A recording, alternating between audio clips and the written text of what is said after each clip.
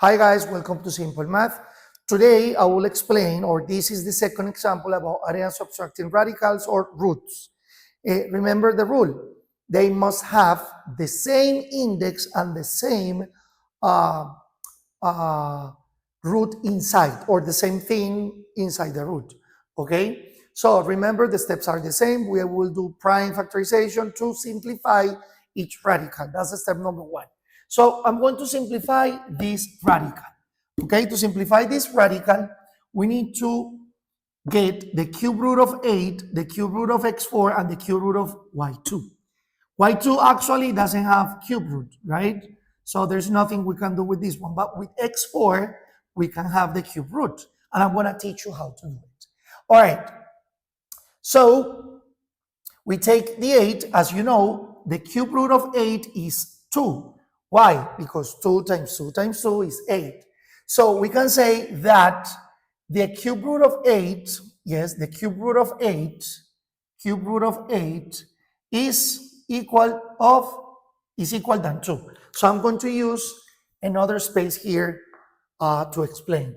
So we have to get the cube root of 8, cube root of x4, and the cube root of y2. So the cube root of 8, sorry, I don't know if this information appears in the video. So the cube root of 8 is 2. Yes, the cube root of 8 is 2. What is the cube root of x4? You will say like, well, does it have? No, it actually has. So because the cube root, I can rewrite x4 like x times x times x times x. So I can rewrite it like this. X times x times x times x is x4. So because I need to take out a cube root, I can make, or I can join with this 3x. So I can say that this is the cube root of x3 times x. This expression is equivalent to this expression. Now I can take the x out. So in this case, the cube root of x4 is equal to, I can take this out, is equal to x, the cube root of x. This is the cube root of x4. I can play with the exponent to take things out, all right? So in the same way, I'm going to solve the cube root of y2. In this case, there is nothing we can do because the only way we can take out the y is to have the same exponent than the index. So there's nothing we can do here, all right? So I'm going to do the same thing here with the other root. Remember, we're doing prime factorization. So what is the cube root of 27? The cube root of 27 is equal to 3. Why? Because 3 times 3 times 3 equals 27. So the cube root of x, we can't play with that. Doesn't have cube root. Yes? And the same situation happened with the cube root of y2. We cannot play with that exponent. The only way we can take out is having an exponent equal than the index. Nothing we can do. So we will take this information and we will take it here. So this is 2.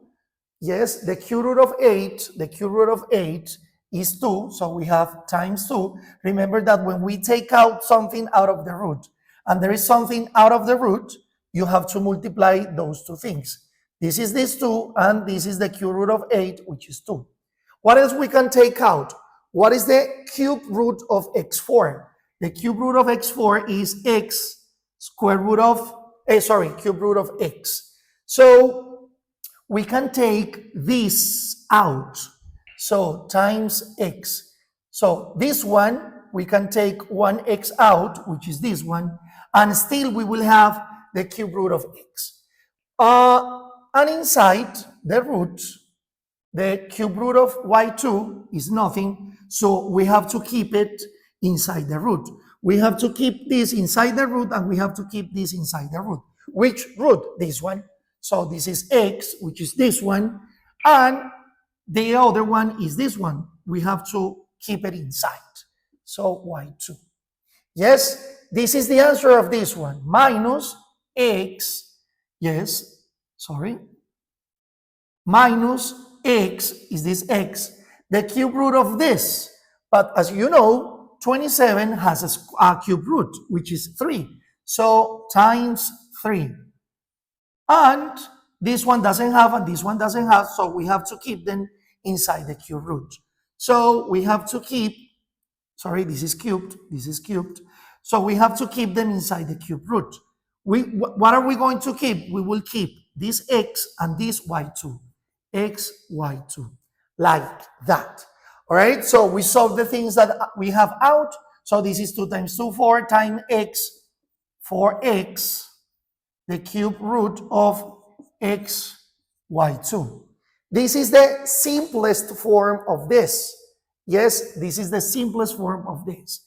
Minus 3 times x, 3x, and here we have the cube root of x, y2. Now, guess what? We have like terms. What are like terms? Remember, to add and subtract roots, we need to have the same index and the same thing inside the root, like this. You see, we have the same variables inside. Now, we can add or subtract because we have 4x minus 3x. How much is 4x minus 3x? So is 1x, 1x. Yes, it's not necessary to write the 1. It's not necessary. Yes, and here we have the cube root of the same thing. Yes, we have x, y squared. Because imagine this is like terms. Like, this is a variable normal. This is the answer of the exercise.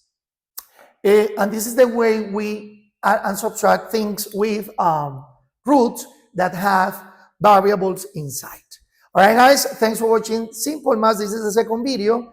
I'm going to teach you, or I will explain another one for you to understand in a better way. Okay, guys, thanks for watching Simple Math, and see you in the next video. Bye-bye.